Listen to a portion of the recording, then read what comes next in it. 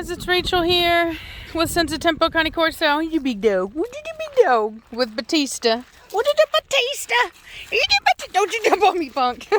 Don't you jump. Hey, get off me, punk. Get off me, punk. You know the rules. Don't you jump on me, punk. Don't you do it. You go. You get. Crazy man. Crazy man. So, yeah, this is the next video in our series of meeting my dogs. The Batista. He's a big one.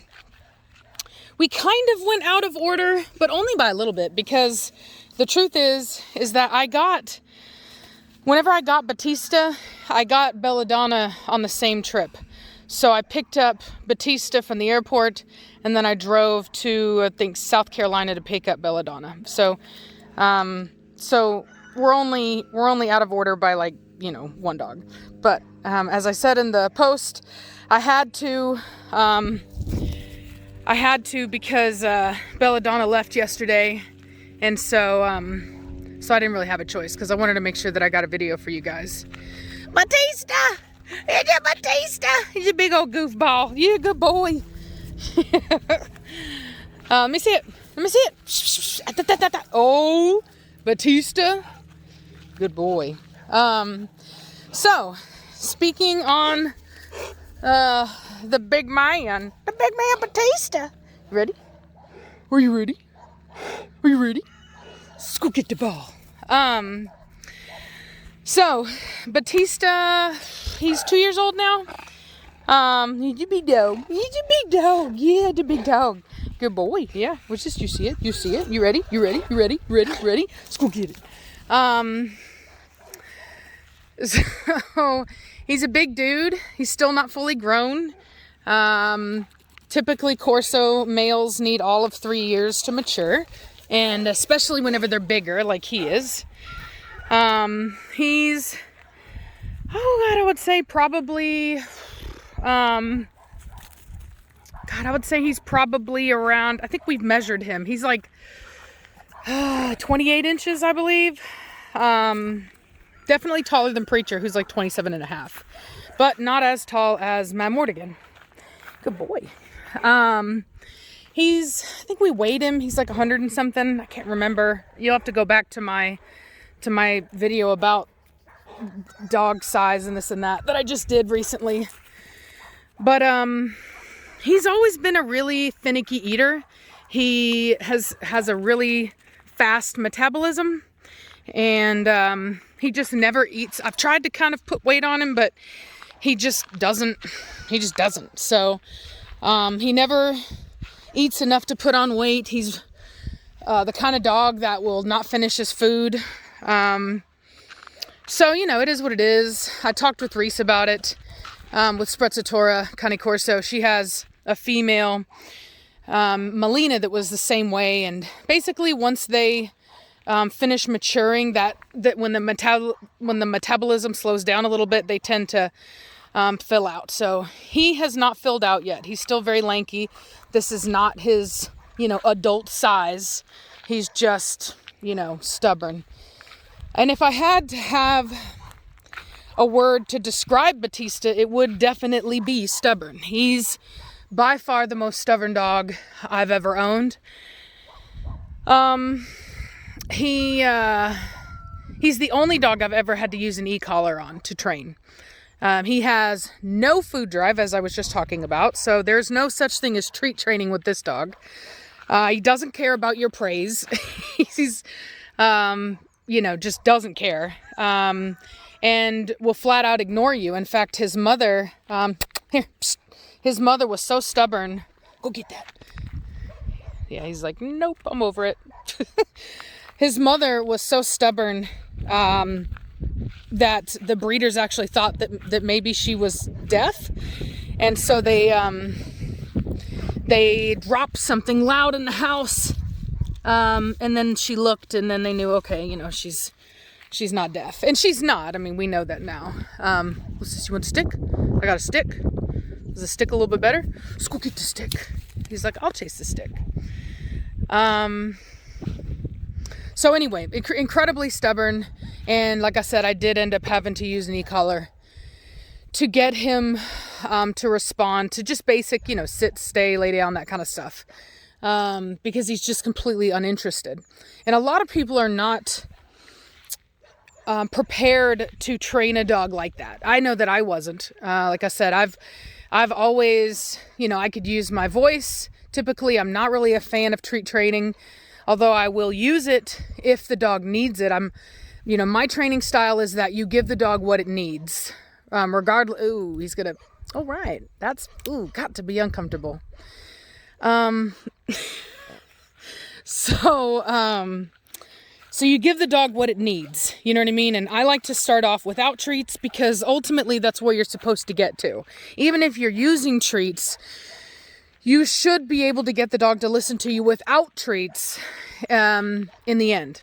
And so for me, if I can just not use the treats and get the dog to listen without treats, then obviously, that's going to be the ideal situation. But if the dog needs some encouragement, or as I would say, like if the dog needs to be incentivized, then of course I don't have a problem with implementing treats temporarily to incentivize the behaviors that I'm looking for. And then we will move off of the treats once the dog understands the concept of what needs to be done.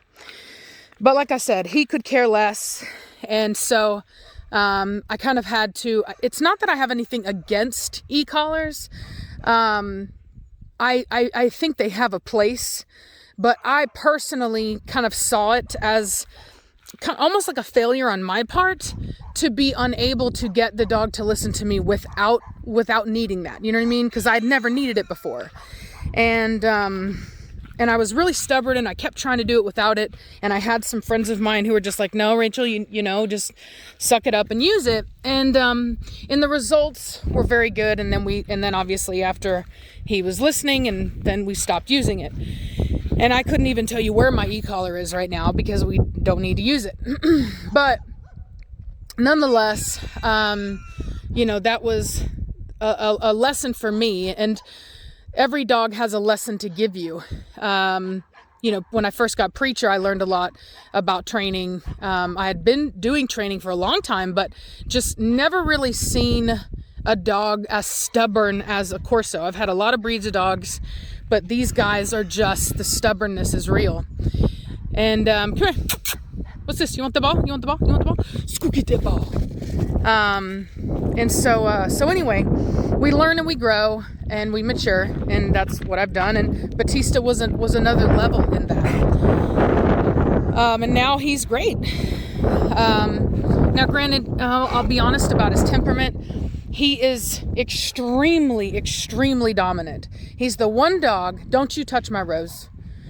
Batista, leave him alone. Don't you chew on it, boy. I know how you are. Those are my rose bushes. Don't touch them. He's the one dog I have that, will try to start fights. A lot of people, when I first got my Corso, would try to warn me about the males and talking about how they won't tolerate each other, how they'll want to fight and this and that. And that hasn't been my experience until I got Batista. Batista is absolutely like that. Now, I can keep him from doing it, don't get me wrong, but it does take effort on my part, whereas like with Preacher, it doesn't take any effort. With my Mortigan, doesn't take any effort. With Valak, it didn't take any effort. So Batista, it takes effort. Introducing, as you guys know, I introduced Koa into my pack. Koa is a brother of Nirvana, out of Achilles and Blondie. And, Batista, get out of that. Come here, now. Batista, now. Good boy. See, those of you who've been watching a while know that he would never have listened to me before, ever. I would have had to have walked over there, grabbed him, brought him over. So that's really an improvement for him. Good boy. Good boy. Good boy. But nonetheless, with him, it does take effort. So I have to watch him. If I cannot keep my eyes on him to ensure that he's not trying to start trouble, he goes up in a kennel. That's just the truth of the matter. He goes up. All my dogs go up whenever I'm not home. But Batista specifically, if I'm doing something else, he goes up because he cannot be trusted in that way, which is actually, you know, not uncommon for the breed. There's plenty of people whose Corso are like that. So I would not consider that to be a temperament flaw. In fact, most people in the community can't even have their males together. So very, very, very dominant. Like I said, he's possessive over his toys, possessive over his space, possessive over water. If he's drinking water, he doesn't want another dog coming up and drinking water, food, things like that. So it's just, you know, who he is. And so we just deal with it, and we kind of work with him. And he was looking at my chicken. Were you watching my chicken? I saw you, boy. I saw you, boy. Now, the cool thing about him is that he's extremely loving with us. He's very sweet. He's the best cuddler of the bunch. Savannah will roll him up into blankets and kind of jump on him and all that stuff, and things that normally I wouldn't recommend for people to do with dogs. And he's totally fine with it. He's just in fact, the biggest issue with him is he gets so excited, he'll jump on you and hurt you on accident, not even meaning to, because he's such a big dog. But you know, just a big goofball at heart. You're a big old dog. You're a big old dog. I love him to pieces. He'll never go anywhere. He's a fantastic producer. Some of the best dogs that I've ever seen in the breed, and this is just maybe me being biased, have come out of his lines, and he's even produced some gorgeous dogs for me. So you know, the two boys, Akiro and Hefe, come out of him, and you guys know how I feel about them. And then most recently, Mazakine is phenomenal. She's phenomenal, and she's out of him. And then as well, I have Suki, which I really like as well, which is a Belladonna daughter. Hey, what's this? What's this? You're a good boy. So he's really produced some fantastic offspring for me, and he's proven himself without a shadow of a doubt. The dog's never been shown. He's never seen the inside of a show ring, and it doesn't matter to me because he produces champion dogs. And how can I say that without one of them being championed yet? Because I know what a champion looks like. That's how. So if you know what a good dog looks like, you know when a dog is capable of being a champion or not, and we will be championing his offspring. The reason that I haven't taken him into the show ring yet is because he's just not done maturing, and he really needs more time. He could champion, I have no doubt about that. I don't know that I would put him with a handler because of how dominant he is and how stubborn he is. You really, really, really need to be able to handle a very strong-minded dog to be able to handle Batista.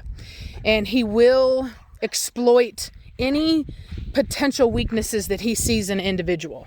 And he's going to run right over somebody. And so he's a big, likes to test boundaries, stuff like that. So I don't feel comfortable putting him into the hands of a handler at this point, because there might be a couple people that I might, but it would just, I think he would do better with a man, to be perfectly honest, not being sexist, but I just think that he, you know, a very, very confident man that is used to handling dominant male Corso, that, you know, I might be willing to do. I am not opposed to even showing him myself once he puts on some weight, but him being the finicky eater that he is right now, I just feel that, you know, I could put him out now and we could, you know, work up to a championship or grand championship, but I'd rather wait for him to finish maturing and then do something like that with him. But overall, I don't need to have a title on him for me to feel good about the fact that I'm breeding him. I might do it for fun just because Savannah is going to be doing junior handling and we're going to be going to the shows anyway. So it wouldn't hurt to, you know, bring another dog just because we're already going. So that, you know, good boy. So that might be something. But anyway, so about his parents, his mother is a female by the name of Sushi. He comes from a breeder called Sangue Magnifica. Specifically, one of my really good friends and mentors in the breed, Christina Subasic. I probably butchered her last name. I bought him. He's the first Sangue dog that I purchased. I did a lot of research into the breed or into the lines before purchasing him. I spoke with people who've purchased Sangue dogs before, even people that claim to have had negative experiences. I looked at medical records. I spoke with the individuals who owned the dogs with those medical records, and after doing a thorough investigation, more so than anybody I've ever seen criticize Sangue lines, I decided that I was going to go ahead with purchasing a Sangue dog, and so far I have not regretted it. So he his father is a dog from a kennel called, I think it's Fidelius, it's Pia, Fidelis. His father, I'm gonna horribly pronounce this. It's like Ossorino. Pi Fidel Ossorino is super champion dog. And he's a really large, beautiful black dog that's produced a lot of really great offspring. That's his father. His lines are Dirium. He's really a beautiful marriage of old Dirium and new Dirium. His father is the one that has the new Dirium. I believe he's off of, I think it's Aaron Del Dirium, which is off of Master Del Dirium. And then on his mother's side, it is old Dirium. So he's off of a female named Ambra. So very, very cool. Well, his mother's name is Sushi, but Sushi is off of Ambra. So very, very cool breeding, very rustic dog, if I'm being honest with you. If you were to look at the lines, a lot of people kind of misuse the term rustic Corso. Batista is actually a very rustic dog. And in fact, what's funny is whenever I was reading the book Il Cane Corso, it's I-L, I hope I'm pronouncing that correctly. There was a dog in there that looks exactly like Batista. And I thought it was so funny because I've had a lot of people who criticize Batista, claiming he doesn't have any breed type. And I thought it was really funny to see that dog that looked just like him as being one of the foundation dogs for a really old line of Corso. So that was funny. Hey, come here. Where you going? Batista. There's a stubbornness. Batista! Get your butt over here now. That's a good boy.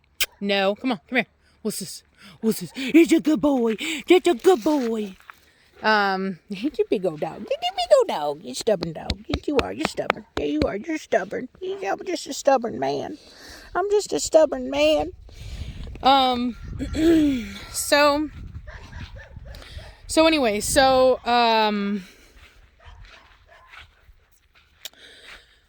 Trying to think of what I normally talk about. I go through each one of these, and I'm just like,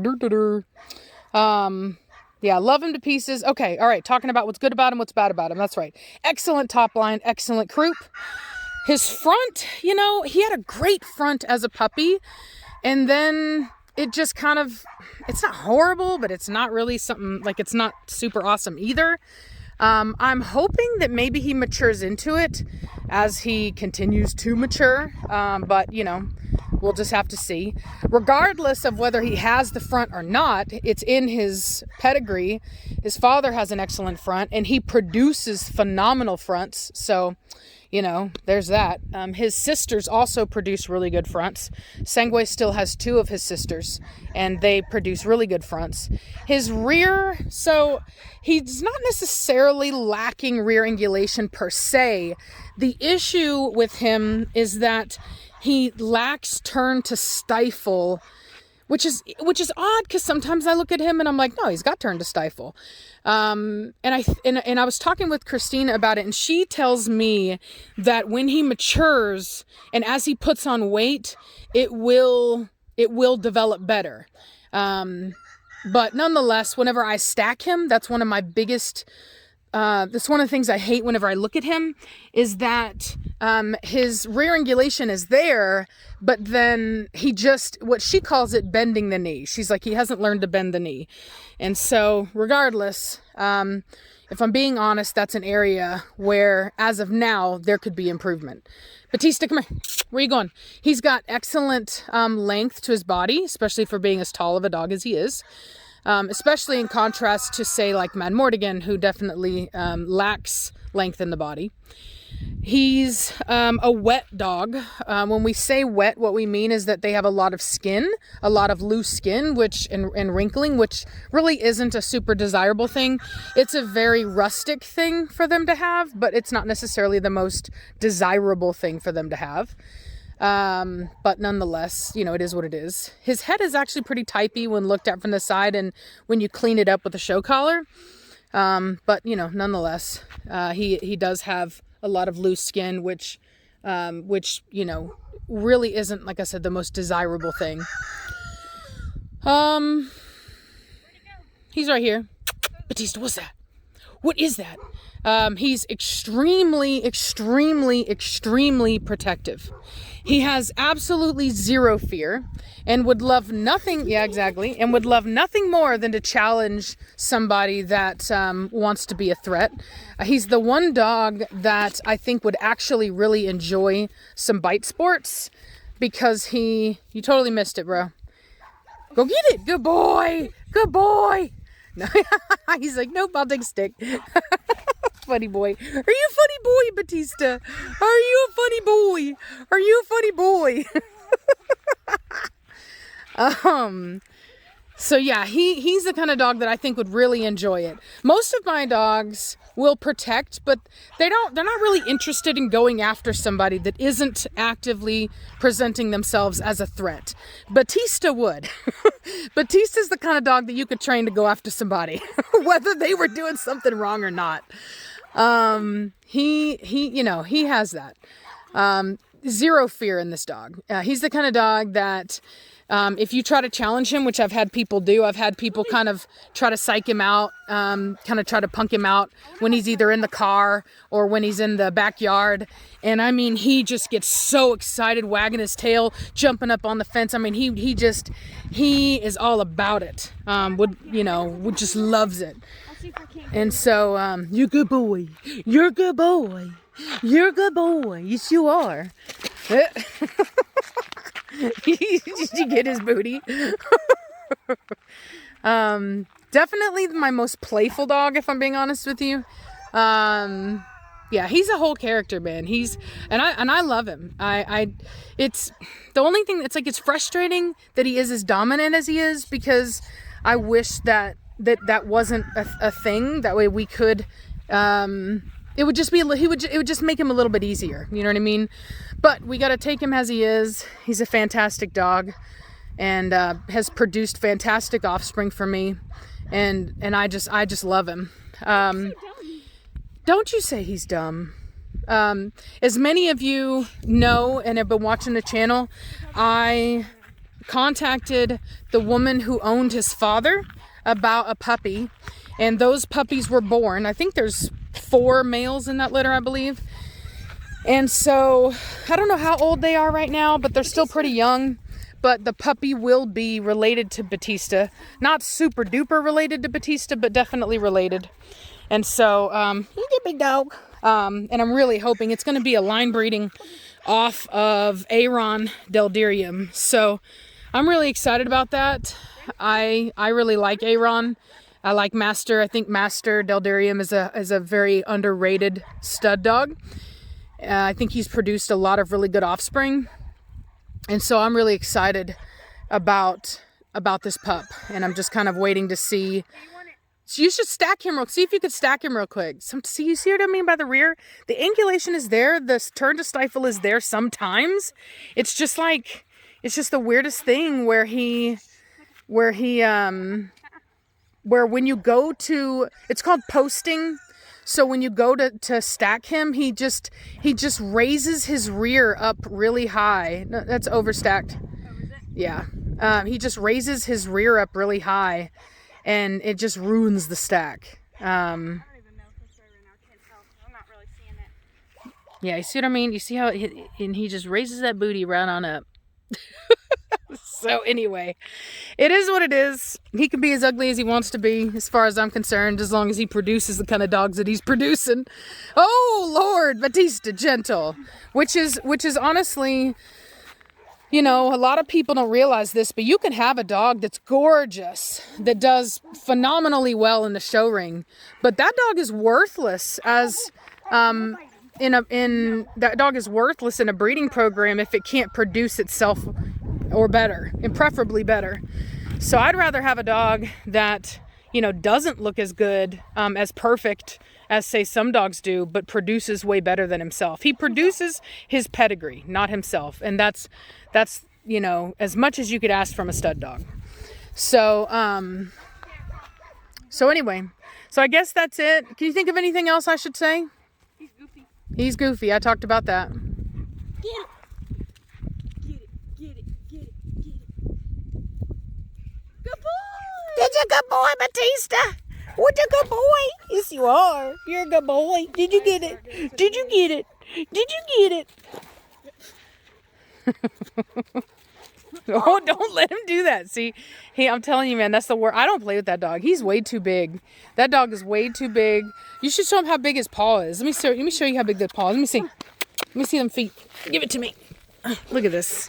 Look at this foot. Look at that. Here, I can show you how That's tall a he foot. is. Batista. That's a whole foot right there, okay? Batista, come here. There's a foot right there. Okay. Batista, come here. He's like, not unless. Hey, come on. Up on the glasses. Oh, Good boy. Oh, come on. You got it. No. Hey, Batista, be gentle. You played too rough.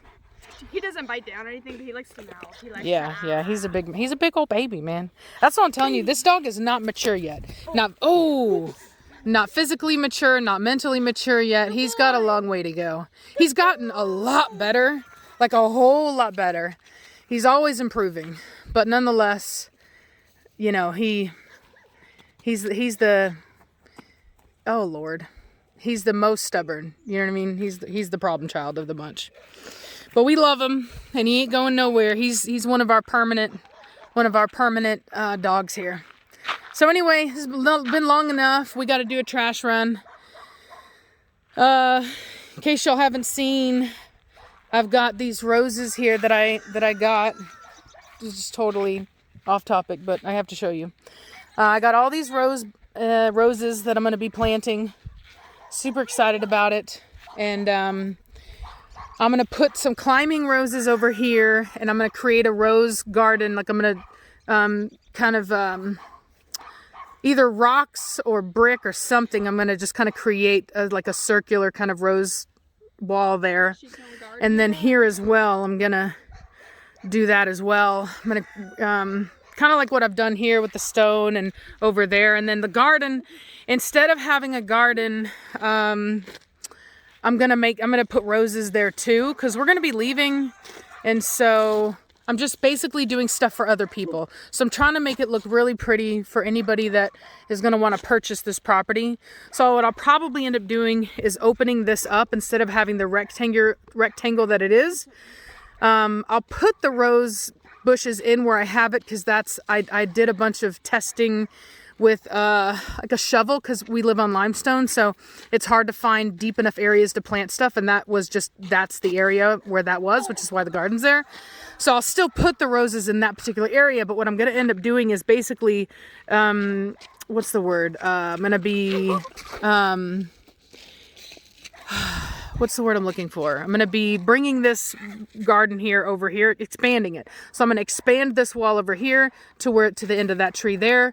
And I'm going to bring this one over here. And I'm basically going to have the whole thing. I'm going to take away the back of the garden, the back wall of it, and just have it all be the garden where the roses are. Since I can't talk. He's like, look at my skin. So yeah, so that's what we're going to be doing pretty soon. He's a funny boy. Are you a funny boy? Are you a funny boy? You're just squishy face. So anyway, all right, well, y'all have a great day, and we'll talk at you later. Bye.